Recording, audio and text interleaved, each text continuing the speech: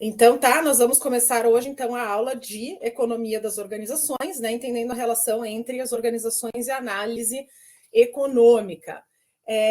Como sempre, gente, né, essa aula, por mais que ela seja uma aula, digamos assim, expositiva, ela é uma aula dialogada, tá?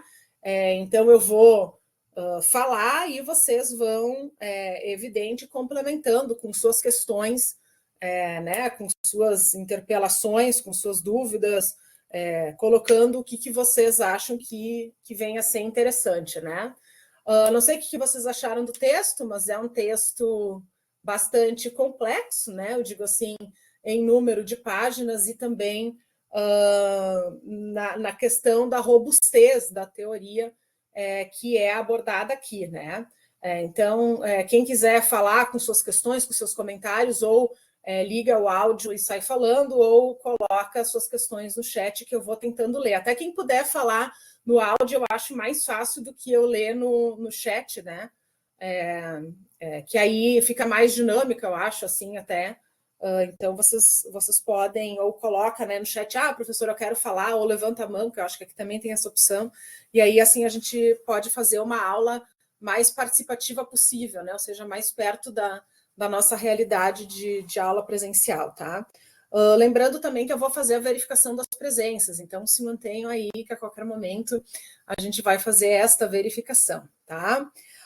Bom, como eu falei para vocês, essa é uma abordagem muitíssimo importante para a questão né, das teorias organizacionais. Ela tem uma abrangência enorme, ela é uma perspectiva extremamente utilizada, tratada, abordada, falada, né? Então, é uma perspectiva que tem muita aplicabilidade, é algo com o qual vocês com certeza vão voltar a trabalhar muito ainda no curso da graduação, de maneira direta ou indireta, é uma perspectiva que tem uma centralidade bastante grande, tá? Eu digo perspectiva porque ela é para além de uma teoria, assim, ela é um conjunto grande de teorias, né, e abordagens que tem algumas particularidades, algumas questões que são bastante específicas, né? A primeira delas, e aí, como sempre, assim, não se preocupem, que depois eu mando para vocês o PDF, né, com essas aulas todas. Só estou concluindo agora uns ajustes para a próxima aula, né? Daí eu já posso encaminhar a vocês. Mas é uma abordagem que ela tem uma crença nas análises de equilíbrio, como ainda uma abordagem funcionalista que a gente está observando. Então, assim, pelo menos dessa primeira metade, essa eu diria que é a última, né? A abordagem assim, funcionalista, depois a gente já muda o paradigma. Então, agora a gente está ainda nessa perspectiva das organizações tendo essa intencionalidade de se colocar em equilíbrio, a questão da adaptação, a questão de se manter equilibrado, como aquilo que a gente vem vendo, né, de acordo com as últimas perspectivas, tá? Uma questão que eu acho que tem que ficar muito claro, tá, da economia das organizações, é que as suas hipóteses, né, são colocadas na premissa de que os gestores são maximizadores de lucro. Então, é um pouco diferente da abordagem anterior, que a gente estava vendo da ecologia populacional, em que aquele espaço, né, do ambiente ele era muito voltado à questão de ser um decisor, digamos assim, né, dos rumos daquela organização. Então, aquele ambiente tinha um poder muito grande, né, de acabar ditando os rumos da organização, que iria precisar se adaptar de acordo com aquele meio, né? Essa abordagem ela já tem mais assim uma consideração em torno dos gestores e da postura dos gestores enquanto maximizadores do lucro, tá? Uma outra questão que precisa ser falada nesse sentido é que essa é uma abordagem que busca exclusivamente, essencialmente, totalmente o lucro, tá? Então, assim, diferente de outras perspectivas, outras teorias que a gente vai falar que tem uma inclinação mais crítica, tá? Essa não tem. Ela é uma teoria pensada, voltada para maximização dos lucros, ponto. tá?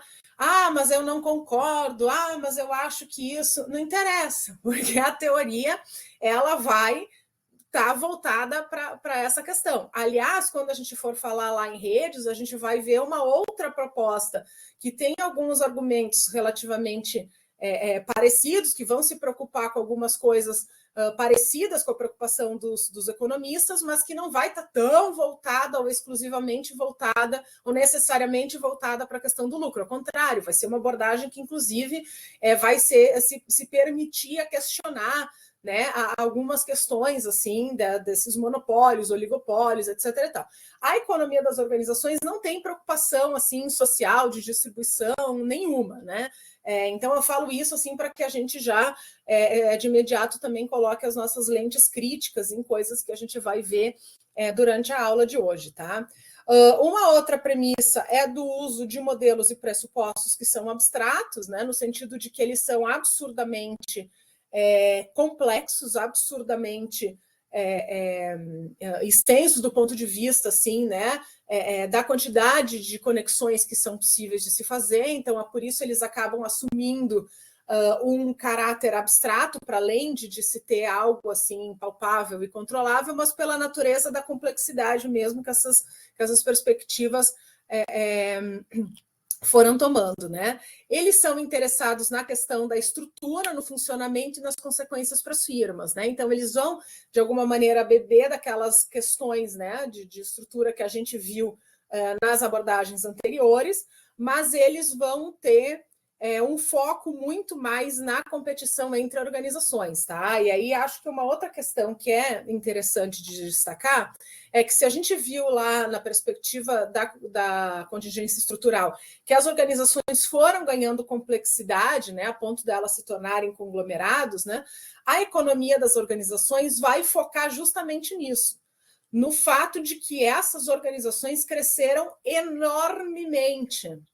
E elas necessariamente vão precisar criar uma série de conexões para que elas possam se manter, né? Então, as firmas hoje em dia elas não conseguem mais viver de uma maneira a ter um processo de produção alinhado com uma subsistência, assim, né? Que tipo elas vão lá e elas plantam a matéria-prima e elas processam a matéria-prima e elas vendem a matéria-prima, né? Senão que hoje é praticamente impossível a gente ter uma empresa que não dependa da relação com outras empresas. Então, o foco dessa perspectiva vai estar colocado basicamente na relação entre as firmas e não, né, não só ou para além, né, de uma questão de gestão da própria organização. Então, eu acho que essa é uma questão muito importante, tá? Mas isso porque essas organizações foram crescendo exponencialmente, né, se transformando em gigantes, em oligopólios, em monopólios, em empresas transnacionais, então foram se transformando em gigantes, espalhadas ao longo dos 4 cantos do mundo, né, com demandas de conexões cada vez mais digamos assim, precisas, né? Porque os negócios cada vez mais vão depender desse olhar. Então, essa perspectiva ela é muitíssimo atual, porque ela está totalmente alinhada à preocupação das empresas contemporâneas de estabelecer conexões com as outras empresas, né? De diferentes ordens, seja a conexão para se manter no mercado por uma cooperação, seja por uma cadeia de fornecimento, seja para competição, né? Então, assim, seja com a finalidade de competir. Então, vai ter o foco dessa perspectiva na relação das firmas, né? Muito colocado ali na relação das firmas, tá? Então, com esse crescimento exponencial, né? Das firmas, das corporações, dos oligopólios, uma das questões que está colocada né, como central nas premissas deles, assim, né, pelo menos nesse caráter, digamos assim, basilar, né, da construção teórica, é se eles vão fomentar um mercado local, né, que é, digamos assim, que é daquele que vai ser um mercado de venda ou de uma unidade de transformação, né? Que é todo o processo de formação, de produção, né, versus a questão do mercado, da onde que isso vai estar incluído para ser comercializado, né? Então tem toda essa preocupação da produção, digamos assim, estar alinhada com toda essa questão da venda, né? Por isso toda uma preocupação em torno da oferta e da demanda, porque as firmas, dado toda essa complexidade, né? Não só da quantidade de empresas que estão fazendo as mesmas coisas, né? Ou por essas questões que a gente até mencionou nas últimas aulas, dada a velocidade das demandas e a obsolescência de vários produtos, né? A saída de vários mercados, então assim tu tem uma dinâmica de mercado e firma muito rápido, né? E muito volátil, assim, porque a gente falou ali na aula passada das locadoras, de tantas coisas que hoje em dia já não fazem sentido, né? De tantos produtos que já não existem, de tantas cadeias produtivas que simplesmente se extinguiram. Então, tem uma concorrência muito grande, tem uma variabilidade muito grande de demanda, né? De produtos, mas que muitas vezes eles também, digamos assim, se esgotam, né? E aí eu tenho outros produtos e aqueles já não são mais necessários, né? Que faz com que eles fiquem muito alinhados à medida daquilo que de fato precisa ser produzido, né? Porque como o foco é na questão do lucro, eu não posso estar produzindo em excesso uma coisa que não tem tanto mercado assim, ou que um mercado que compete está sendo soberano, ou que já está em escassez, né? Então, assim, eu não tenho por que produzir simplesmente produzir, porque, na verdade, eu preciso ser estratégico dentro dessa produção, né? Não tenho como produzir só por produzir, que era uma máxima lá da administração científica, né? Da coisa da massificação dos produtos. Hoje em dia, as coisas já não são mais assim, né? Eu tenho uma outra discussão também que está colocada por eles, que é da questão do comprar versus o fazer, tá? E essa é uma discussão extremamente interessante, ampla, né? Dentro dessa perspectiva, porque esses produtos eles foram se complexificando, né? Então, assim, se eu tenho uma produção, digamos, brasileira, assim, que é do grão, que é a coisa dos commodities, que é a coisa assim do produto natural, né? Hoje em dia isso já não é mais algo exatamente lucrativo, né? Ou melhor, isso já também não dá tanta conta, apesar de ser algo que ainda sustenta economicamente o Brasil e que tem uma matéria-prima para uma série de processados e tem toda uma importância na própria questão da soberania alimentar e tudo, né?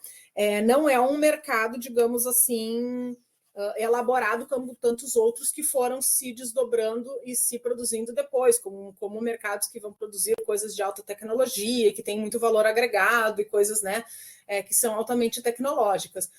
Então, tudo isso que tem um tipo de processamento de matérias, digamos assim, de maior complexidade, né?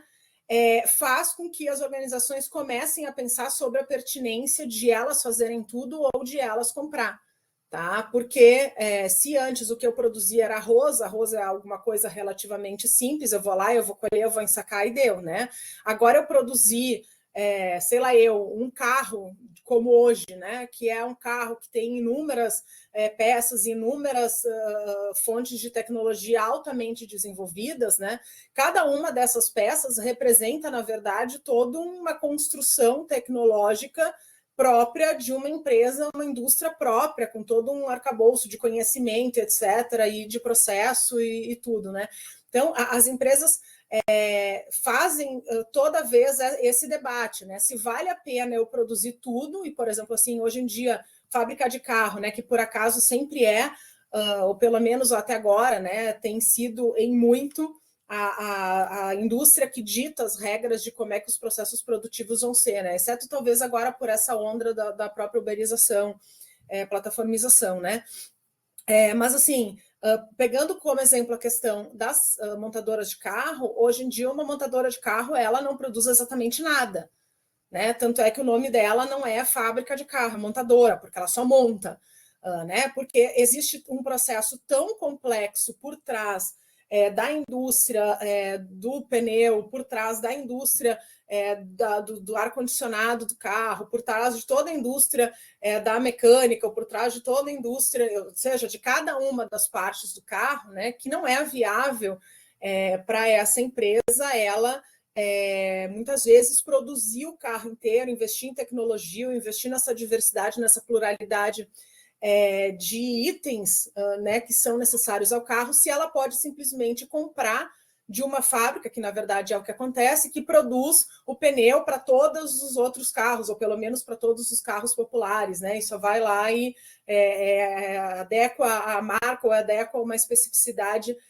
da montadora, ou nem isso, porque normalmente, tipo, pneu de carro é pneu para carro popular ali, ponto, né? Eu tenho um pneu de aro, tanto é aquele pneu que vai ser usado para todos os carros, né? As montadoras não têm um pneu próprio específico, a não ser para algum carro lá que elas tenham pensado algo diferenciado.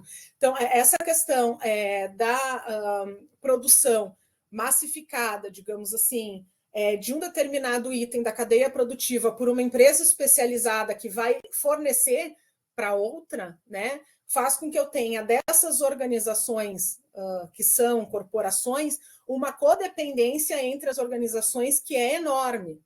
Tá? Se eu estiver indo muito rápido nessa cadeia de raciocínio, vocês me parem. Se em algum momento vocês não entenderam, vocês me parem, né? Mas então, assim, eles vão estar muito preocupados em relação a essa discussão do comprar ou fazer, né? Ou produzir.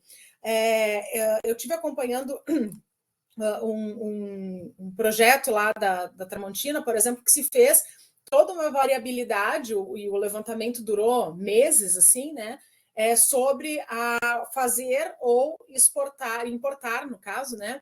Uma peça que ia lá numa mangueira dessas de jardim, sabe, da Tramontina, que ela tem lá todo aquele sistema, né? De fazer um jato mais forte, um jato chuveirinho, né? Era uma peça que ia na tal da mangueira. E aí fizeram toda uma análise de viabilidade. Nesse meio do tempo, teve oscilações de câmbio, que é uma coisa que importa bastante, que tem que começar a ser levada em conta dentro dessa análise, né, dos economistas. Tem toda uma questão de frete, tem toda uma questão das rotas para transportação, transportação é boa, né? Para transporte dos produtos, né?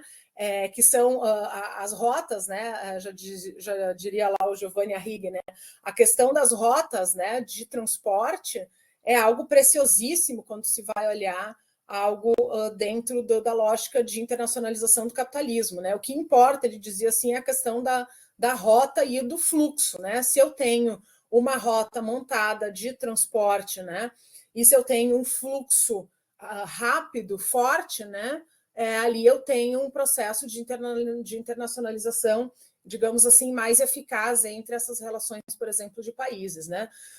Agora, então, tem que ver como que é a questão da produção, como que é a questão do câmbio, como que é a questão do transporte, nesse caso dessas peças, né? E tem que se ter todo um controle de qualidade com essa empresa que vai produzir e que é constante, né? Tem que ter alinhado ali com essa organização o tipo de material que vai ser usado, o tipo do parafuso e tarará, né? E aí, bom, na ocasião, a Tramontina fez toda uma análise de intenção de importação do produto para chegar ao final, daí num grupo enorme, né, discutindo a variabilidade, se chegou ao final pensando assim, não é viável que se faça essa importação, então a Tramontina vai passar a produzir a peça, né?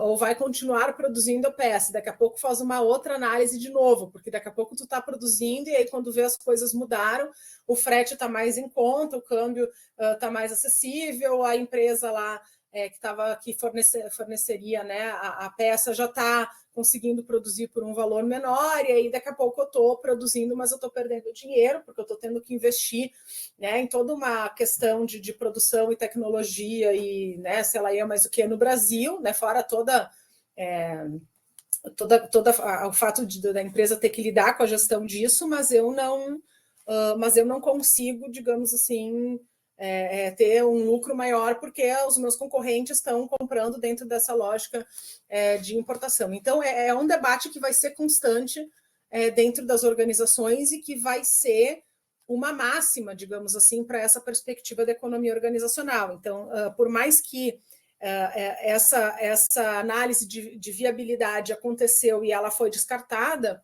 ela precisa acontecer de novo depois, ela precisa estar toda hora acontecendo, porque senão daqui a pouco eu corro o risco de não ter um produto viável, tá? Porque senão o meu produto está tendo um custo muito alto, o meu concorrente está usando lembra aqui de novo, vou lembrar vocês várias vezes de que a máxima é obter a maximização dos resultados, eu tenho o maior lucro, né? Então, se eu tenho uma opção para a produção que vai baratear o meu produto e eu não estou usando ela, posso colocar o meu negócio em risco, né?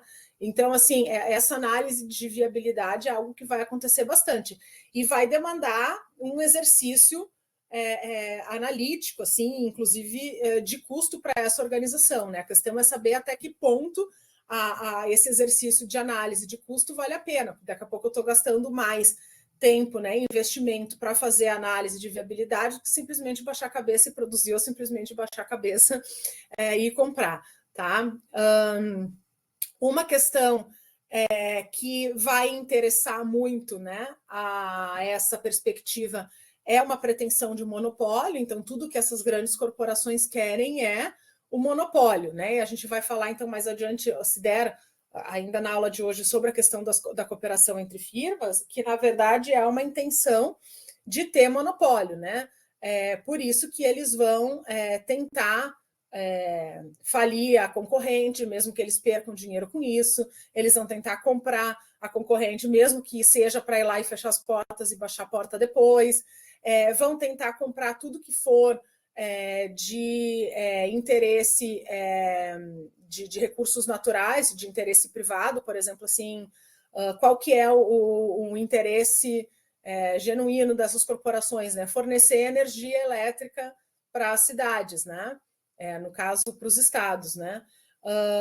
Porque se é soberano, né? Então, assim, hoje em dia a gente tem a questão do serviço, né, de luz aqui em Porto Alegre, fornecido por uma empresa que é privada, né, a CE Equatorial, e ninguém tem opção de não pegar energia da CE Equatorial. Então, esse tipo de interesse de monopólio de fornecimento de luz, de água, de telefonia, né, que hoje em dia a telefonia ela foi aberta, né, para o livre mercado, mas vamos lá, quantas empresas de telefonia a gente tem?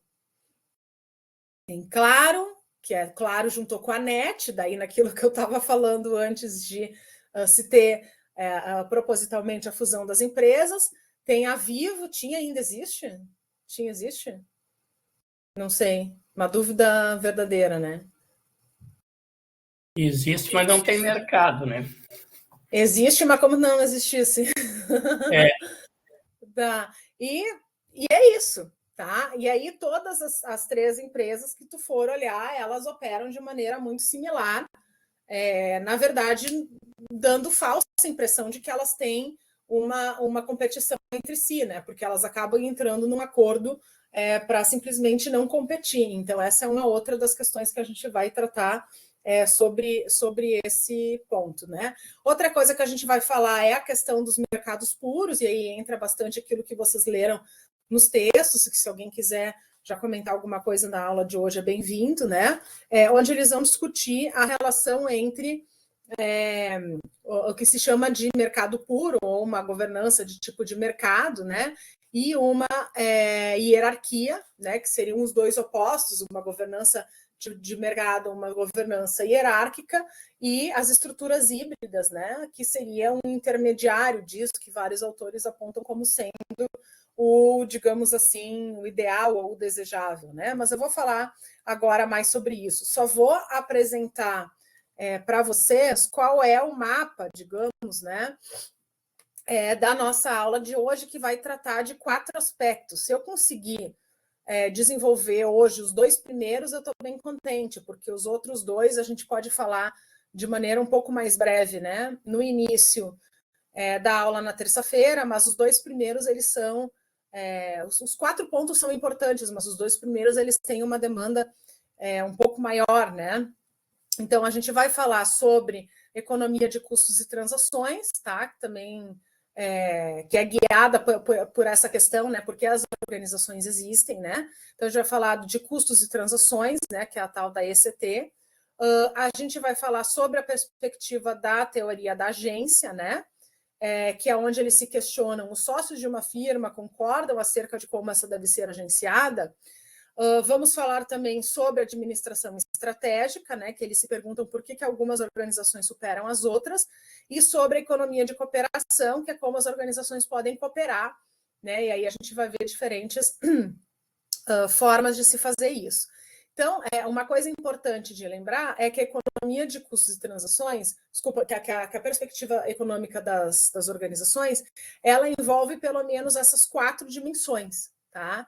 Dos custos e transações, da agência, da dimensão estratégica e da cooperação, tá? Então, a gente tem que entender bem certinho quais são essas 4 dimensões, que às vezes elas não estão de alguma maneira, digamos assim, interconectadas, tá? Elas se correlacionam, né? Então, às vezes a gente vai falar de uma coisa, daqui a pouco vai pular para outra, porque na verdade elas estão bastante conectadas, tá?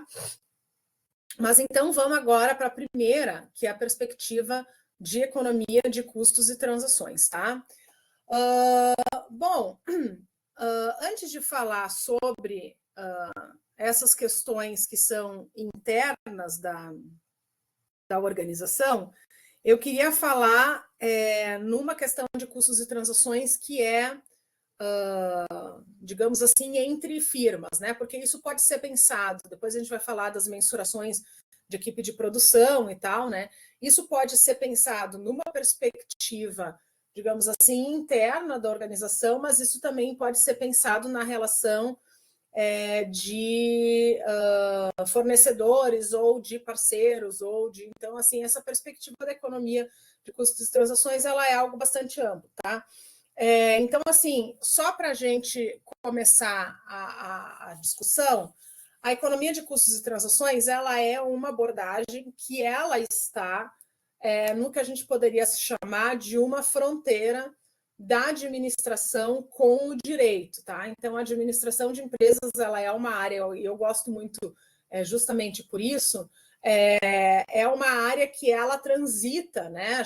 A gente tem textos que fazem fronteira com a psicologia, a psicanálise, a gente tem textos que fazem fronteira com a sociologia, com a filosofia, a gente tem textos que fazem fronteira, enfim, com a própria engenharia, né?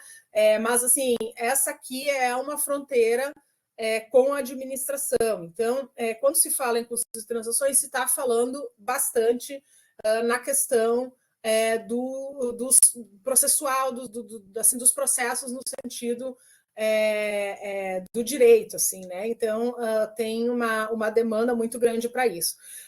Porque, vamos lá, digamos que eu vá comprar um colchão, tá?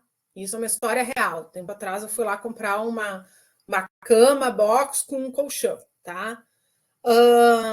E aí foi lá, escolhi o colchão, né? Deitei lá nos colchões, escolhi aquele que eu queria e tá, decidi, vou comprar, tá? Vou comprar o colchão.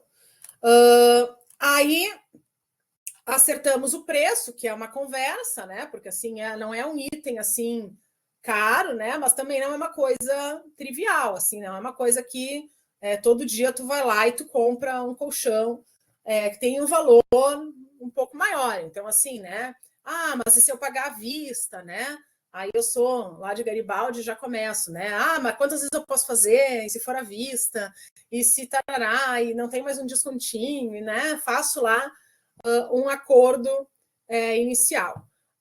Bom, depois de toda a conversa, a gente chega numa deliberação de valor e de condições e tal, e a pessoa me diz, olha, é tanto, tu pode fazer no cartão, assim, né? Ou, né, sei lá eu como é que vai fazer, a entrega é tal, quando chegar o colchão na tua casa, né? Tu paga o frete direto para a pessoa, ou o frete faz todas as combinações necessárias, né?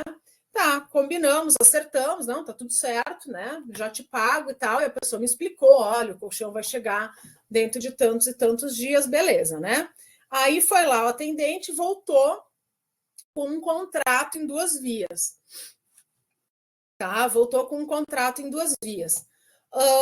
E aí, lá no contrato tinha tudo que a gente tinha conversado, né? Tinha algumas coisas a mais, assim, né? Que são meio que de praxe, né? No caso do pagamento não ser processado, tarará, né? Tinha algumas cláusulas a mais, né?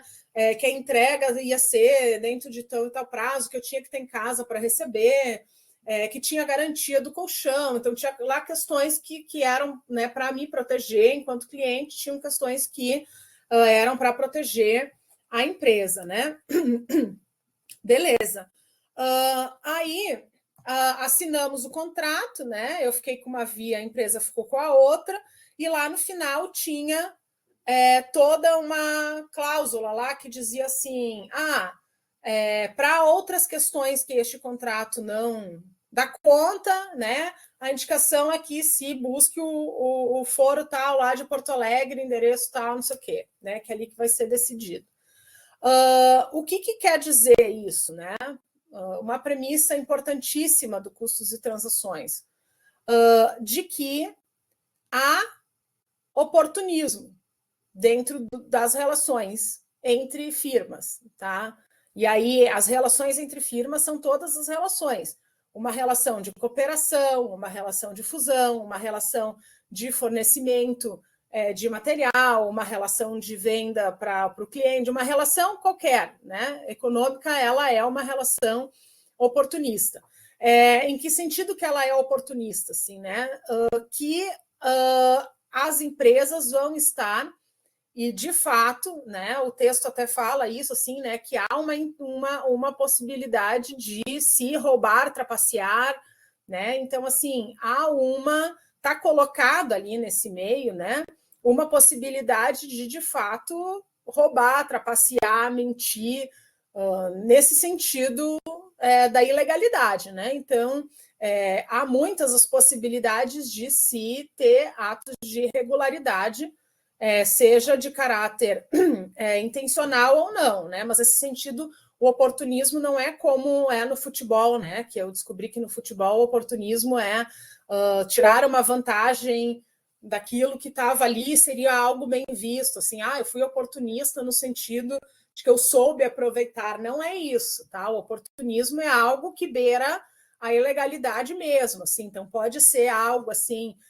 que não fez por mal, né? Por exemplo, tinha que entregar tal mercadoria, mas foi acometido pela enchente, aquela mercadoria se perdeu, assim, pode ser uma coisa, né, de uma ordem assim que não foi intencional, mas pode ser da ordem de roubar, trapacear, etc. e tal, tá? Então, uma outra questão. Então, a perspectiva de economia do custo de transações tem 2 prerrogativas: do oportunismo e da racionalidade limitada, tá? São essas 2 prerrogativas. A racionalidade limitada é que, por mais que eu tente colocar a maior quantidade possível de questões no contrato, eu não vou conseguir. Vai chegar uma hora que eu não tenho como prever tudo, eu não tenho condições de prever tudo que pode acontecer. Então, lá no contrato que eu fiz com a loja de colchões, se tentou prever coisas mais comuns, né?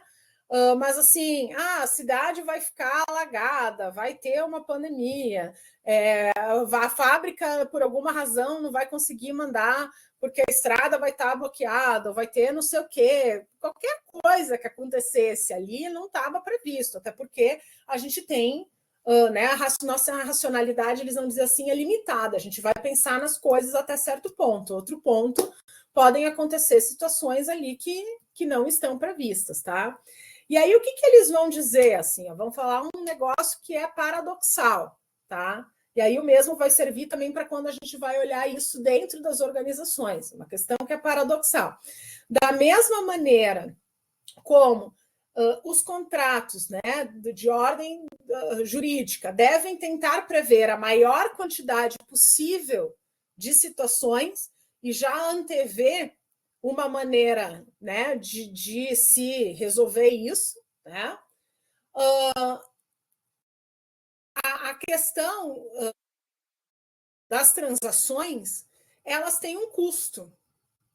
Então, essa mesma previsibilidade, digamos assim, contratual, ela deve ir até certo ponto. E qual é o ponto? Né? O ponto que isso não gere mais custos para a organização do que assumir simplesmente o risco. Tá? Então, assim, a pessoa foi lá e fez todo um contrato, negócio e tal, né? Eu assinei e guardei o contrato, e achei legal ter o contrato, porque eu estava comprando um item de valor, né? Quando a gente vai lá e compra alguma coisa, um item ali de valor, a gente, né, quer as coisas mais explicadas possíveis, né? Tempo atrás eu fiz uma reforma aqui em casa, e aí obra tem um valor alto, né? Como é que tu vai prever lá na obra? Em caso de, né, acontecer, e aqui aconteceu, que quebraram coisa, daí depois passaram lá um negócio, foram, né, descer na entrada e rasparam toda a lateral da casa. Então, assim, como é que tu vai prever uma quantidade infinita de coisas que podem acontecer na obra, né? É impossível, mas assim, tu vai tentar fazer um contrato mais alinhado possível, né? Agora, certas ocasiões, né? Tipo, quando a gente compra os cacarecos lá na Shopee, a gente até olha assim, né? Gente, mas isso não vai chegar, né? Tá com cara de que é golpe, assim, né? Mas é R$10, né? Também se eu perder R$10, né? Se chegar, e olha quanto eu ganhei, né? Porque o tal do cacareco lá na loja tava 60 e na Shopee tá 20, então eu vou assumir o risco, né? As organizações muitas vezes pensam a mesma coisa, tá? Que toda a perspectiva de organização contratual, toda a perspectiva de monitoramento da produção, às vezes pode sair mais caro do que simplesmente assumir que vão ter perdas, tá? Agora, esse exemplo que eu dei do colchão é uma coisa muito básica, né? Eu fui lá na loja e comprei um colchão que foi entregue na minha casa, tudo certinho, tarará. Agora, qual é a base contratual de uma organização brasileira que está comprando, sei lá 100 mil unidades de colchão na China? Tá? E que esses colchões precisam ter uma regularidade de entrega que vai acontecer a cada mês, né? Com uma data já prevista, etc. e tal, com acordos bilaterais. Então, assim, agora a gente está nesse contrato que eu falei para vocês de Oxford, que ainda não saiu, e, gente, é uma novela, né? Porque a URCS quer que seja em 2 línguas, aí Oxford quer que não sei quem assine, aí não sei o que, a gente está assim, ó. Tá? Teria feito a pesquisa inteira já e não saímos nem do contrato, porque é uma loucura. Tá? E aí envolve questões de língua, envolve questões de que o direito do Brasil para proteção de dados é diferente do direito inglês para proteção de dados em pesquisa, daí tu tem que ver qual dos dois que vai usar, ou como é que vai criar um meio termo, ou vai usar uma lei de proteção de dados e depois vai incluir algumas prerrogativas que Oxford não quer, e aí darará, daí entra na questão de tradução, né? Porque um colocou lá na carta que é tal coisa, e isso não é uma palavra que não existe em português, e aí como é que faz a validação de português de alguém lá que da Inglaterra, mas que seja da confiança deles, então tem todo um gasto com questão de tradução que seja juramentada, de alguém que de fato vai dizer que aquilo que está colocado ali é fidedigno, né? Então tu imagina assim, ó, quando tu está em acordos que são milionários, bilionários, entre firmas que atravessam o continente, né? Que um fala mandarim, o outro fala inglês, outro fala espanhol, outro fala não sei o quê, outro não fala nada, né? Que é uma língua lá que é muito pouco falada. Então, assim, é uma complexidade enorme, né? E que envolve todo um cuidado, porque como essas empresas, né, eles já dizem assim, elas são oportunistas, tu vai ter, eu optei por importar porque é mais barato, mas tu vai ter que mandar alguém lá para ver se a empresa existe, como é que está sendo o processo produtivo, vai ter que, enfim, daí faz aquela coisa de ir e vir, e janta com a pessoa, aí, né? Então, assim, tem todo um cuidado, né, que se tem e que tem um custo, né, para que tu tenha certa segurança naquela organização. E eu comecei falando para vocês de que essa era uma perspectiva que tinha contornos abstratos, porque assim, ó, isso tem certo grau de objetividade. Só que é um tipo de negociação que extrapola, entendeu? É muita coisa envolvida, assim, né? E muita coisa, às vezes, sutil. Como é que se define uma compra e venda, às vezes, né, num valor bastante significativo? Indo lá na Índia, conhecendo a fábrica, conhecendo o proprietário, e vendo ao meio de produção, se assegurando de que é um meio de produção digno e tarará, indo jantar com ele, conhecendo a família e não sei o quê, e vendo que aquilo de fato... Então, isso não tem objetividade ali, entendeu? Tem toda uma parte do direito que é da conta, que é do cálculo, que é não sei o quê, mas tem uma questão que extrapola. Por isso que eles colocam na mão dos gestores toda a importância da tomada de decisão dentro dessa abordagem, porque, entendeu? É algo assim muito... que gira em torno de questões subjetivas também, né? De questões muito objetivas, de questões legais, mas que tem todo um contorno que extrapola isso, né? A gente não pode ir lá achar que um acordo desse tamanho, dessa natureza, vai ser um acordo puramente técnico, né? Puramente objetivo, puramente matemático, né? Não é. Existe uma série de coisas que são importantes para nós, como compradores, como clientes, né? Como compras da empresa ou como compras da nossa casa, que vai nos inferir, que vai nos conferir critérios de legitimidade, de verificabilidade, né? E que são para além de coisas que estão colocadas muitas vezes de maneira objetiva, tá? Então, eles vão passar por todas essas questões das organizações, tá? Que mais que eles vão ver? Que essa questão dos custos e transações também importa quando tem toda uma questão da equipe de produção, tá? Então, eu tenho lá uma fábrica imensa que ela está localizada ali no interior, né? E o dono, ele está cuidando de uma matriz que em São Paulo, mas ele tem toda uma cadeia produtiva espalhada pelo Brasil. Lembre que a gente está falando de conglomerados que cresceram muito, né? Cresceram enormemente.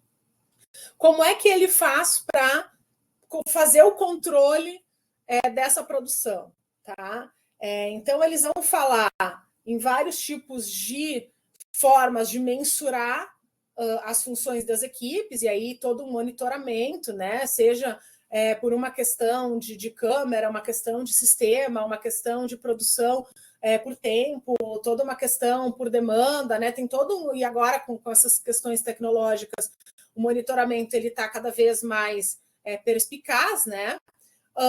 Mas ainda assim eles dizem, né, que os membros da equipe podem produzir mais cooperando do que atuando separadamente. Então, eles vão criar estratégias, né, para cooperar, que, segundo eles, vai fazer com que se aumente a produção e que decaia a questão da propensão à ociosidade, que eles chamam também de gazeta, que é uma palavra antiga, né? Tem uns livros mais antigos dessa perspectiva que falam em gazetear, assim, né? Que é uma coisa que de quando a pessoa está ociosa e não está produzindo, né?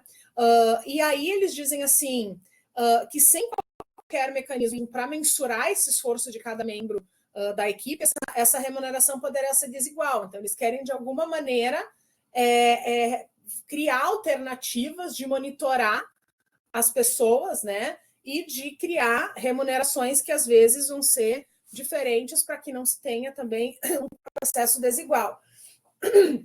E aí eles se perguntam assim, dividir igualmente entre os membros resolveria? Por exemplo, né? Se eu dissesse para vocês, nós temos 37 pessoas na aula, né? Uma quantidade de ausência bastante pequena. Aliás, essa turma tem sido muito assídua, né? Pontual e assídua nas suas aulas, né? Se eu dissesse assim para vocês, olha, agora na prova, todo mundo vai lá, vai fazer a sua prova individualmente, né?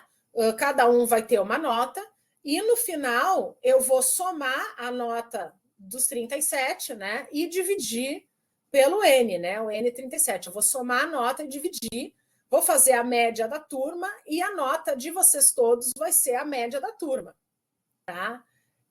Isso talvez fosse uma ideia interessante, tá? Por quê? Quer dizer, não sei, é a pergunta que eles se fazem, né? Dividir igualmente entre os membros resolveria? Porque aí, assim, ó, o Roberto ia estar desesperado, né? Que é alguém assíduo, que lê os textos, que faz o que ia estar em cima de todo mundo, ia dizer assim: tu vem para a aula, tu vai estudar, né? Agora tu vai ficar aqui comigo, tu vai. Então, assim, ele supõe, né, que uma das estratégias possa ser essa da própria cobrança da equipe entre si, né? Porém, isso também poderia gerar algum cenário de desigualdade, as pessoas se incomodarem com isso, porque daqui a pouco, né, a turma vai mal e aí aquela pessoa lá que tirou uma nota, que tiraria, né, uma nota boa, ela acaba sendo prejudicada por aquilo, né? Então eles ficam pensando, de acordo com todos os contextos, né, produtivos, que arranjos funcionam melhor dentro daquela organização, né? Mas normalmente acaba se assumindo um lado que é o da individualidade, né? A gente vai ver depois nos textos que são mais críticos, as questões das relações de poder, né? O que normalmente se faz nas empresas contemporâneas é justamente o contrário, colocar as pessoas para competir, né? Dizer assim, olha, aqui nós temos 37 alunos, eu vou fazer a prova, né? E desses 37, só 15 vão passar. E aí, os 15 primeiros passam, os outros, né? Eu tirei mais do que 6, não interessa. Interessa, vão passar só os 15 primeiros, né? Os outros na empresa estariam demitidos, né? Mas eu fui muito bem, não interessa se tu foi muito bem, né? Então, assim, por quê? Porque tu tem que competir, tu tem que sempre ser melhor do que o outro, né? Da mesma maneira que essa questão de competição pode fazer com que tu acabe boicotando, no caso da empresa, o trabalho alheio, né?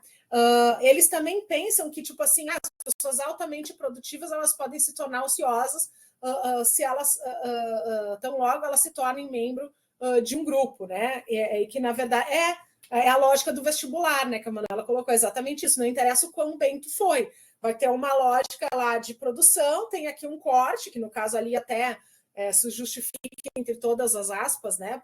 Pela questão do limite de vagas, né? Se justifica no tanto, né? Mas assim tem a questão do corte. Eu fui muito bem, né? Tanto é que acontece na questão do vestibular, assim, a pessoa tirou uma nota lá, um notão na prova, só que ela quer medicina, ela não passa, mas ela teria passado em qualquer outro curso e teria sido daqui a pouco até o primeiro, né? Em muitos outros cursos, se ela tivesse feito para qualquer outra coisa que não fosse, digamos assim, medicina, né? Então eles vão pensar muito sobre essa questão da produção dentro das equipes, tá? De todas essas possibilidades, assim, o que vai se ventilar como sendo algo mais interessante. E eles também vão chegar à conclusão de que monitorar tem um custo, tá?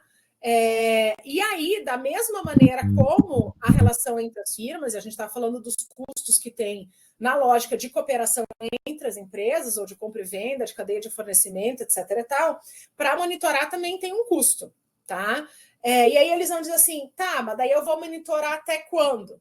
Né? E aí a resposta é a mesma. Eu vou monitorar até quando for lucrativo para a empresa fazer esse monitoramento. Daqui a pouco eu estou gastando mais para monitorar do que assumir que, eventualmente, as pessoas não vão produzir tanto ou tão bem quanto eu gostaria, né? Aí vocês devem pensar assim, mas hoje tem câmera de vigilância, hoje tem não sei o quê. Tudo bem, só que isso também tem custo, né? Mas tem um software, isso também tem custo. Né? E tem alguém também que vai lá olhar para a câmera e que vai ter que fazer esse controle, né? Ainda que só ter a câmera, depois a gente vai ver em Foucault, já resolva bastante, né? Mas assim, todas essas técnicas, né, de monitoramento de produção, elas acabam tendo também um custo. Tudo aquilo que tu vai implantar ali dentro das organizações, elas acabam gerando um custo maior. Então, assim, tem certas coisas que daqui a pouco não vale a pena implantar. Agora, tem uma outra questão que na empresa, digamos assim, sobretudo essa que é aberta ao mercado, a Bolsa, né, que é uma empresa aberta, né, investimentos, ela tem um monitor, né, mas ela também, no caso assim, então, ela tem o gerente, né? A gente vai falar mais sobre isso agora em teoria da agência, mas a gente vai falar também mais sobre isso lá com o texto do Faria, quando a gente for falar numa perspectiva crítica, né? Porque tu tem a pessoa que é o gerente da produção, digamos assim, da empresa, né? E tu tem, e que de alguma maneira ele é o chefe, né? Mas tu tem também a pessoa que é o acionista, que não vai estar fazendo controle de produção, via de regra, né? Pode até ser, mas em tese vestindo chapéus distintos, porque ele não faria isso, né? E essa pessoa também é o dono, né? Ainda que muitas vezes nem majoritário. Então, assim, tu tem na empresa moderna o acionista, que é o monitor do gestor, né? E tem a questão que eles se colocam, que é quem vai monitorar o monitor, né? Porque assim, eu contrato uma pessoa para monitorar, mas essa pessoa para monitorar a produção, ela também está suscetível a ser subornada, ela também está suscetível a jogar de acordo com os próprios interesses, ou de simplesmente fazer vistas grossas, né? Então, eles vão se perguntar quem é que monitora o monitor, e aí o monitor do monitor também vai ter um custo bastante expressivo, tá? Uma outra questão dentro dessa perspectiva do custos e transações é o da formas híbridas, tá? E a gente vai falar mais sobre isso na próxima aula, porque os dois textos que vocês leram são sobre formas híbridas, porque essa aula, tradicionalmente, ela é uma aula só sobre formas híbridas, tá? Que foi pensado por Williamson. Então, aqui eu vou falar rapidamente, mas na próxima aula a gente vai ver. Como eu falei para vocês, essa aula de formas híbridas, ela era uma aula eminentemente teórica, que a gente lia um texto que era uma leitura de Williamson, mas que virava um troço assim impossível, porque era teoria da teoria da teoria, ninguém sabia de onde vinha para onde vai, tá? Mas assim, a questão das formas híbridas é a que vai discutir um meio termo entre as formas de governança de mercado e as formas hierárquicas, tá? Então, assim, nessa relação entre as empresas, eu tenho empresas que não têm uma questão contratual feita, dada, articulada, né, com outras empresas, né, ou com sua cadeia de fornecedores, e por isso elas são empresas que são voltadas para o mercado, tá? Eu sei que vocês não gostam quando eu falo de comida nesse horário, mas como está todo mundo em casa com acesso à geladeira, eu posso falar, né? Às vezes está em aula, daí começo a dar exemplo de comida, todo mundo, ai, professora, lá vem tu falar em comida, estou morrendo de fome, né? Mas assim, eu tenho, digamos, um hambúrguer, né? Uma hamburgueria, eu produzo um hambúrguer. Se eu tenho um tipo de governança que é de mercado, eu tenho abertura para ir lá e comprar de quem eu quiser, tá? Tenho lá a abertura para comprar de quem eu quiser. Então eu vou lá, eu compro pão, horas do Pedro, horas do Tiago, horas da Betina, né? Eu vejo quem é que está com o pão com preço mais interessante, tal. Eu vejo lá se tem o pão que eu quero e tarará, tá tudo bem. Em termos de custos transacionais, isso é mais barato, tá? Porque eu vou lá e eu consigo barganhar o preço e eu consigo pegar o pão de quem está vendendo por menos, eu consigo ir ao mercado e fazer uma questão de custo, e aí eu vou lá e compro e tal. Só que para algumas questões, e aí o mercado do leite, por exemplo, né, deixa isso bastante claro, é um pouco perigoso para o meu estabelecimento eu depender do fornecimento de pão se eu não tenho essa garantia. E o pão é o principal ingrediente do meu hambúrguer. Eu posso lá pelas tantas fazer um hambúrguer e não colocar alface, dizer, naquele dia, olha, não consegui alface, né? Tô ruim de fornecimento de alface e o teu hambúrguer vai sem alface. Mas não ter pão tá complicado, tá? Então, assim, é um tipo de governança mais barato, né? Porque me dá menos questões contratuais e de custos e tal, né? De acordos de relação com o fornecedor, por exemplo, me permite ir para a disputa, né, do custo do produto, mas ainda quando ele é um tipo de produto que eventualmente vai ser excedente, então eu consigo comprar um pão muito barato porque eu peguei ali de última hora o pão que o cara não ia vender, mas tem um outro lado que é a quantidade de incertezas que eu vou ter, por exemplo, nessa relação. Então eu tenho que estar, normalmente quando eu vou para mercado, eu tenho que estar ciente de que é um tipo de produto que não vai faltar, né? Que tipo assim, eu não vou ter o risco de ficar sem esse produto, que na pior das hipóteses eu vou pagar mais por ele, mas eu vou conseguir manter o meu lanche, vou conseguir manter o meu restaurante aberto. Agora, se eu tenho uma franquia, digamos assim, do McDonald's, que também faz hambúrguer, e franquia não é exclusividade de uma relação de governança hierárquica, tá? Aliás, não é mesmo, assim, muitas vezes não, né? Não é o que define, mas assim, é um exemplo bom, tá? Que eu tenho para dar. Eu não tenho como escolher pão nenhum, tá? Porque o pão já vai vir lá de acordo com o que me mandar. Porque tem toda uma relação de compra de pão do McDonald's com o fornecedor X, é só ele que fornece pão, tá? No McDonald's nunca vai encontrar Pepsi, porque é só a Coca-Cola e tem um acordo lá fechado, formado, e é só isso. O contrato de exclusividade de venda deve ser um absurdo. Tá? Um absurdo. Olha a quantidade de coisas que devem estar previstas num contrato de venda exclusiva de Coca-Cola, de qualquer coisa para uma rede, né? Então, assim, eu tenho que prever a quantidade, o formato que vai ser entregue, o dia, a condição, a validade, o custo, a variância do não sei o quê, até o horário que é entregue, às vezes até o local, tudo isso tem que estar previsto lá em contrato de maneira super exaustiva. Então, essas relações entre as empresas, elas devem estar milimetricamente previstas, porque assim, eu não tenho como ir lá e olhar o pão que eu vou comprar no dia e ver se eu quero aquele pão ou não, né? Se eu tenho uma cadeia de fornecimento que eu vou receber o pão, eu tenho que me certificar de que vai ser sempre o mesmo pão. Daqui a pouco eu vou lá e crio um contrato, né, de fornecimento de pão com uma padaria e eu não coloco nada sobre as especificidades do pão. E aí eu só coloco que eu quero tantos pães de X, né, de hambúrguer, sei lá eu. Lá pelas tantas, o pão que eu comprei, que era assim, começa a vir menor, começa a vir oco. Tá? Então, se não tem tudo exatamente previsto, eu vou ter problema daqui a pouco nessa questão do fornecimento.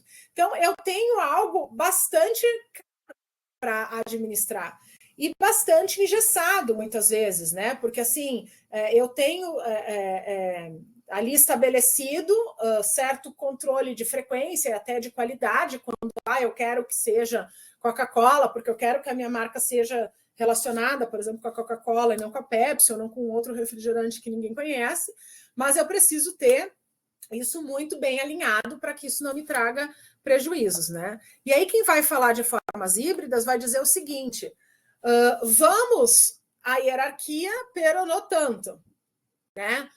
Vai definir que uma alternativa para as organizações vai ser buscar algumas flexibilizações no sentido hierárquico, mas não tudo, né?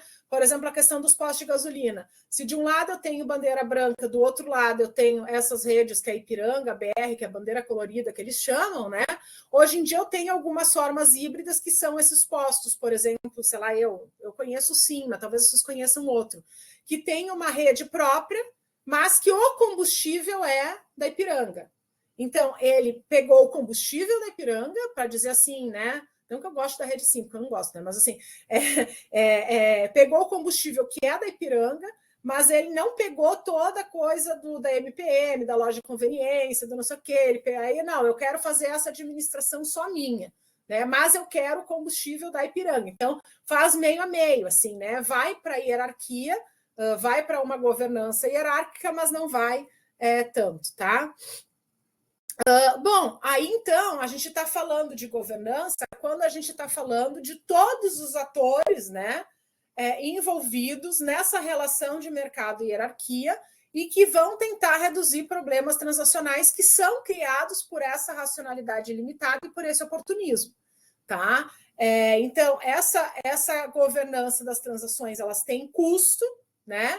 E aquilo que for problema para a organização e que não for solucionado em termos do mercado, a hierarquia vai ter que ser empregada. Então, assim, eu não tenho condições, eu estou tendo muito problema na minha empresa porque eu estou tendo problema de fornecimento, né? E aí chega o cliente lá na empresa, hora tem o produto, hora não tem, hora tem e é ruim, e aí eu me incomodo, e não sei o que, bom, vai para a estrutura hierárquica que faz ali uma relação de certa constância, assim, né? Cria um acordo lá, um contrato, né? Alto e coloca uma fiscalização de controle nesse produto, né? Porque da mesma maneira, tu vai ter que mandar pessoas lá na fábrica para ver se o produto está sendo bem feito. Se tu compra pão de outro lugar, tu vai ter que mandar alguém lá para ver se estão sendo respeitadas as regras sanitárias, para ver se não tem trabalho análogo a escravo, para ver se a empresa tu vai querer ver as contas dela para ver se está tudo bem. Então tem uma série de coisas, né, que tu vai precisar te assegurar. Então isso tem um custo, mas por outro lado tu vai ter ali certa segurança, por exemplo, do produto, da sua constância e até do seu preço, muitas vezes, se isso for uma questão. Então, para cada segmento, o problema do mercado vai ser diferente, né? Uns é custo, outros que a sazonalidade dos produtos, outro enfim, né, a qualidade. Então, tem várias coisas que vão definir essa ida, por exemplo, dos mercados para a questão da hierarquia, tá? E aí, a agência, e aí pretendo falar de agência e depois, de fato, como eu imaginei, não vai dar tempo, porque é muita coisa que a gente tem para falar. Mas os outros dois pontos, eles são relativamente curtos, assim, e a gente vai ver rapidinho em aula e tal, né? Então, assim, a questão da agência é porque esses conglomerados, eles ficaram tão grandes, né? Que eu não tenho mais aquela lógica que eu já falei para vocês da empresinha com o gestor e o dono lá cuidando de tudo, tá? Que é aquela lógica lá que a gente falou do Mintzberg das estruturas simples. Né? Eu não tenho mais condições de ter uma estrutura simples dentro desses conglomerados. Então, o que são esses conglomerados, né? Diferentes atores, né? Que é os chamados stakeholders, de uma firma que tem uma relação muito complexa entre si, né? Então, a relação dos funcionários com os gestores, né? Dos gestores entre si, dos gestores e dos funcionários com os clientes e, sobretudo, do grupo de acionistas, né? Qual é a principal questão que está colocada dentro da perspectiva da agência, tá? A principal questão é a seguinte: há dois grupos e que vão ser, né? O Faria vai falar sobre isso lá numa aula que a gente vai ter lá no final do semestre, né? Eu não tenho mais um dono dos meios de produção atualizando um pouco a coisa de Marx, não que Marx não tivesse previsto, mas que também, né? Vamos ver que as coisas acontecendo depois. Mas assim, eu tenho pelo menos dois grupos dentro desse conceito de quem detém os meios de produção dentro dessa propriedade complexa, tá? Que são os gestores, que são os CEOs das organizações, mas eu tenho também os acionistas, tá? Os dois, de alguma maneira, são proprietários, tá? Porque até porque esse CEO normalmente também tem ações e tal, né? Mas esse acionista é aquele que vai ter a propriedade de alguma forma legal, mas esse CEO, né, que o Faria usa a terminologia da propriedade real, porque ele é que vai colocar em prática todas as regras que vão fazer parte desse jogo da cadeia produtiva, ainda que ele não seja o dono majoritário, tá? O que acontece? Dentro de uma perspectiva de governança dessas corporações, muitas vezes os interesses desse CEO, né, e dos acionistas é diferente, tá? Porque qual é o interesse, via de regra, dos acionistas? Dinheiro. Só. Mas só. Fim. Tá? Mas poluiu a água. Não interessa. Mas não sei o que, não interessa. Ah, mas trabalho escravo, não interessa, tá? Quer o quê? Lucro, né? E um lucro exorbitante. A gente vai ter uma aula do Harvard que a gente vai falar sobre o mercado financeiro, que é um lucro exponencial, tá? Na prática, como é que esses gestores fazem para ter esse lucro exponencial, né? Eles lidam com um trabalho, sobretudo humano, que tem limites, né? Tem limite de várias coisas. Então, daqui a pouco, aquele grupo de trabalhadores começa a ficar incomodado com a aceleração do trabalho, com as regras que estão sendo colocadas lá, e começa toda uma mobilização de sindicato, daí não sei o quê, tem toda uma, né? Então, assim, tem que lidar com todas essas questões que estão colocadas. Os clientes não gostam também quando ficam sabendo que a água está poluída por causa da empresa, que a empresa empregou usando trabalho análogo a escravo. Então, tem toda uma relação desses stakeholders que precisa ser agenciada. Então, todas as estratégias de governança, né, elas acontecem para dar conta dessa pluralidade distinta de interesses dos diversos stakeholders que estão na organização, tá? A relação maior de agência vai ser entre esse proprietário, digamos assim, né, ou acionista, e a questão do agente ou do gestor, tá? Essa equação é que mais vai, na maior parte das vezes, ela vai sofrer certos abalos, porque na mesma lógica do monitor, né, que eles estavam falando antes, quem monitora o monitor, eles vão ficar muito preocupados em quem é que vai controlar esse gestor, que é o CEO da empresa, né, para que ele faça aquilo que os acionistas querem, que é ter essa quantidade de lucro exponencial. Então, assim, os proprietários e agentes, eles se envolvem nesses problemas de agência, né, por meio do que eles vão chamar de 3 aspectos, que é o monitoramento, o vínculo e o incentivo, tá? Então, a questão da agência, normalmente, do ponto de vista do proprietário, né, acionista, ao gestor, que é o CEO da empresa, ela vai passar por esses três instâncias, tá? De monitoramento, que é monitoramento mesmo, né? Então, assim, eu vou contratar o Roberto para ser CEO da minha empresa, eu vou monitorar ele, e existem várias empresas especializadas de detetive, né? Não só para pegar traição, mas também para monitorar sócio e CEO e gestor. E eu soube de várias histórias próximas a mim, de pessoas que são monitoradas no sentido de ter escuta, câmera escondida, pessoas vigiando. Então, é monitoramento intensivo mesmo, tá? Pessoas assim que começam a circular perto do Roberto para sondar ele, então ele vai na academia, eu mando lá um detetive atrás dele, puxar conversa com ele, então assim, tá? Em vários lugares onde ele vai estar, vai aparecer alguém, então assim, é monitoramento mesmo, né? Tanto no sentido assim da pessoa estar próxima, como de ter toda uma equipe especializada e que, aliás, é um negócio interessante. Eu adoraria ser detetive, né? Imagina ser detetive, que show.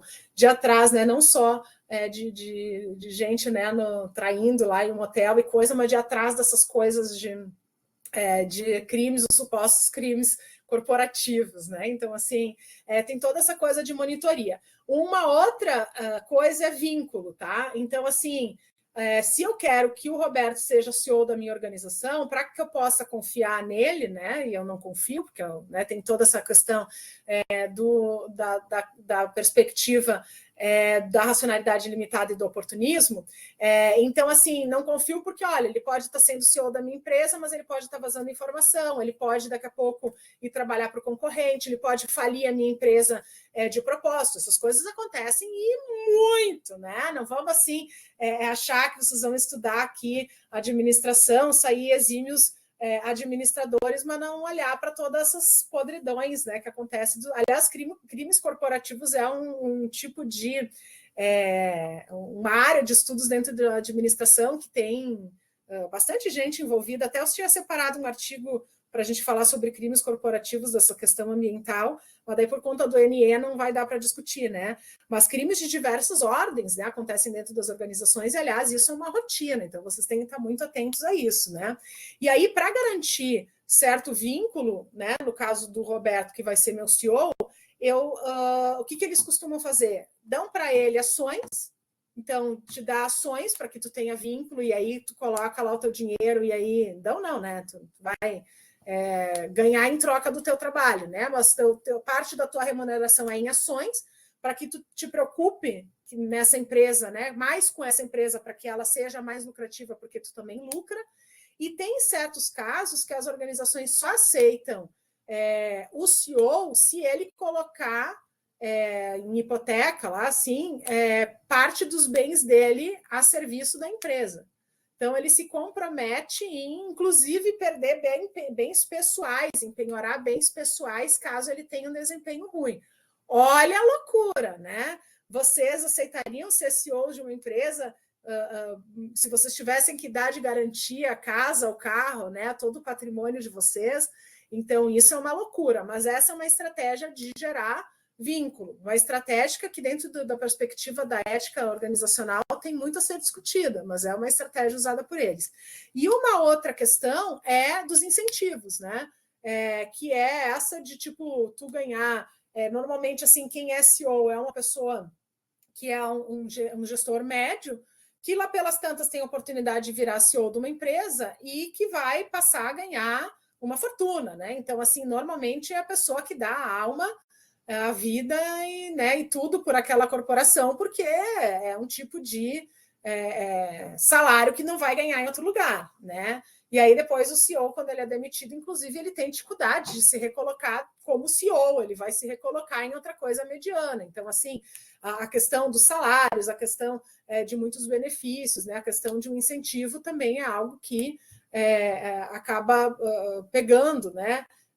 Bastante nessa questão da gente. Agora, essa dimensão da agência, né? Ela tem toda uma relação de dependência, né? Não só das empresas entre si, que é visto por essa perspectiva, mas dos agentes entre si, né? Que eles vão criar uma lógica de dependência, porque esse CEO, né, vai precisar, esses acionistas todos vão precisar do CEO trabalhando para eles dentro daquilo que eles acham que é uma linha coerente em que o trabalho deve ser feito e desenvolvido, tá? Então, assim, é uma loucura a quantidade de discussões, né, que se tem em torno dessas perspectivas de gestão e governança, né? Tem áreas inteirinhas, assim, pensando sobre essa questão da governança corporativa, sobre como é que faz os grupos de governança, sobre a relação dos acionistas com a empresa, né? Sobre essa relação de outros stakeholders com o próprio CEO. Então, esse é um assunto bastante delicado, assim, do ponto de vista das organizações, né? Existem especializações inteiras sobre isso, existem empresas, imensas empresas, né, de consultoria só para pensar em alinhar essas questões de governança, né? Isso é uma área não só de estudo, mas é uma área de atuação profissional extremamente grande, né? Extremamente significativa, né? E aí, por quê? Porque as organizações não conseguem mais se manter, né, dada a sua exponencialidade, com um dono só ou com um grupo de donos, né? Também tem as situações que às vezes entra toda a discussão de governança quando tem a coisa da sucessão, né? Que se coloca, então, uma outra pessoa que é um agente, né, para dar conta daquela organização, ou em caso da pessoa não conseguir mais trabalhar ou atuar em todas as unidades da empresa, né? Então, assim, tem uma questão de responsabilização e tem também essa questão da dependência das organizações entre si, né? Seja por uma questão de fornecimento, seja por uma estratégia de cooperação, né? Então, em razão dessa questão da complexidade das organizações, as empresas muitas vezes fazem esquemas de cooperação para que elas possam aumentar o seu lucro, mesmo empresas que vão competir entre si, tá? Isso é legal? Não, né? É ilegal, mas assim, como uma lógica de cartel, assim, até eles falam no texto, né, quando vai falar lá de cooperação, de toda a dinâmica de cartel. Então, assim, por exemplo, isso que eu falava da telefonia no Brasil. Não tem plano hoje de telefonia por menos de R$29, que é aquele plano básico, tu vai em todas as operadoras de telefone, todas elas é o mesmo valor de R$29, né? Isso é uma coincidência? É de fato o custo que elas têm? Não, né? É um consenso, vamos o seguinte, né? Vamos cooperar. Como é que nós vamos cooperar? Né? Nós vamos agora criar um acordo implícito ou explícito de que a gente não vai ter produto nenhum que seja menos de tanto, tá? E aí todos esses acordos são para aumentar o lucro da empresa. Oi. Eu não sei se isso se relaciona, acho que de certa forma, mas estão fazendo a mesma coisa com os salários das pessoas, né? Então, as empresas se juntam em conluio para diminuir os salários. Eu acho que isso serve também para pensar, tá? Que é o mesmo tipo de cooperação. Então, assim, a cooperação ela pode ter contornos que são, digamos assim, salutares, né? Hoje em dia é muito difícil uma empresa, sobretudo pequena, que funcione sem ela ter uma rede de apoio, e a gente vai falar mais sobre isso lá em redes também, mas assim, fazer um negócio de compra e venda, como por exemplo, assim, às vezes tu tem pequenas empresas que, por ser pequena, uma compra do outro, e todo mundo se ajuda, né? Faz um negócio. Agora também tinha essa coisa de comprar de quem foi atingido pela enchente, então tu faz alguns grupos assim de cooperação. Mas ela também pode ter um efeito muito danoso, né? Seja nessa questão de segurar os valores, né? E montar cartéis, assim, que não só posto de gasolina está acostumado a fazer, mas outras indústrias fazem, né? De segurar, vamos combinar que, tipo assim, todo mundo vai vender, não pode vender por menos para que eu possa ter uma lucratividade maior. Como essa questão de salários e benefícios, né? Então, acontece sim, né? De tipo, todas as empresas agora decidirem, e aí tem sindicatos patronais, sobretudo, que muitas vezes pensam sobre isso, né? Existem espaços, né, de conversa sobre isso. Vamos todos tirar o benefício. Aí não adianta tu ir para um lado para o outro que vai, né? Mas a redução salarial, eu acho que ela acontece concordando contigo, mas dando uma outra questão. A redução salarial ela acontece de maneira até mais natural do que assim orquestrada, entendeu? Porque por várias vias, assim, por exemplo, essa questão que a gente falava de corte de carteira assinada, assim, né? Uma coisa que é mais, digamos assim, orquestrada com, nesse caso, governo federal, reforma trabalhista, tarará, e se está sempre pensando, essas organizações patronais estão sempre pensando em maneira de redução salarial ou de benefício, né? Mas não deixa de ser uma forma de cooperação, sim, também. Tiago, queria falar? Não, professor, eu ia apenas comentar que isso aí pode cair naquele no dilema do prisioneiro, né? É do tipo, eu vou fazer vamos se combinar aqui, mas se eu abrir mão, quando vê, eu ganho uma vantagem, né? Não sei se o pessoal conhece o dilema do prisioneiro, né? E por isso que às vezes o cartel acaba quebrando, porque depende que o outro também siga o que foi combinado, né? Eu ia complementar com isso. Opa, assim, fora que, claro, é uma atitude legal, então isso é uma coisa criminosa, assim, né? Se for pego nem um acordo desses, né? Mas também tem esse risco, assim, tipo de, claro, é uma relação de confiança entre as pessoas, mas ainda aquilo que não pode ser acordado em termos contratuais, se é algo que for um acordo que não é explícito, assim, né? Que é um acordo que é feito né, por debaixo do pano, ele é facilmente depois quebrado ou né, não cumprido. Então, tem uma lista ali imensa de possibilidades, sim, de dar errado as coisas, tá?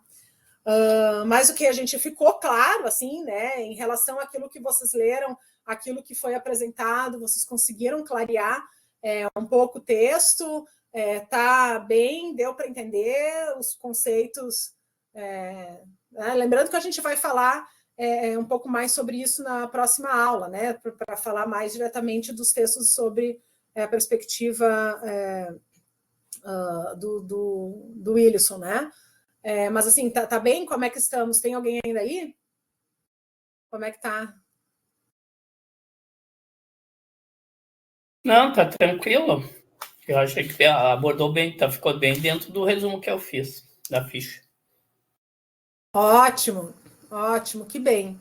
Então tá, pessoal.